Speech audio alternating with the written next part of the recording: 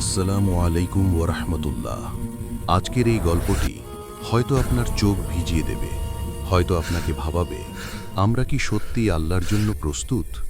ভিডিওটি শেষ পর্যন্ত দেখবেন, কারণ গল্পের শেষটাই আমাদের জীবনের সবচেয়ে বড় শিক্ষা।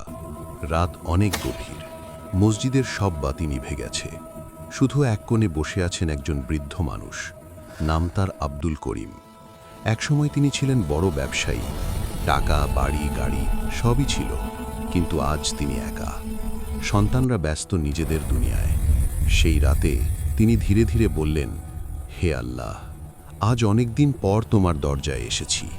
তার চোখ বেয়ে পড়ছিল অশ্রু, হাত কাঁপছিল। মনে পড়ছিল তার অতীত, কত নামাজ কাজা হয়েছে, কত হারাম উপার্জন হয়েছে, কত গরিবকে ফিরিয়ে দিয়েছেন।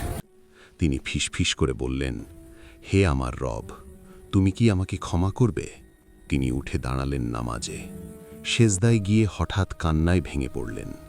হে আল্লাহ, আমি দুনিয়ার পেছনে ছুটে তোমাকে ভুলে গেছি। আজ যদি মৃত্যু আসে, আমি প্রস্তুত নই। তিনি সেজদা থেকে আর উঠলেন না। ফজরের আজান হল। মুয়াজ্জিন মসজিদ খুলে দেখলেন এক বৃদ্ধ মানুষ সেজদায় পড়ে আছেন। ডাক্তার এসে বললেন, মৃত্যু হয়েছে শান্তিতে, নামাজের মধ্যেই। খবর পেয়ে সন্তানরা ছুটে এলো। বাবার কপালে সেজদার দাগ দেখে তারা কান্নায় ভেঙে পড়ল। একজন বলল, বাবা আমাদের জন্য পুরো জীবন দিল, আর আমরা বাবার জন্য সময়ই দিতে পারিনি। মৃত্যু কখন আসবে আমরা জানি না, কিন্তু নামাজ আমাদের মৃত্যুকে সুন্দর করতে পারে।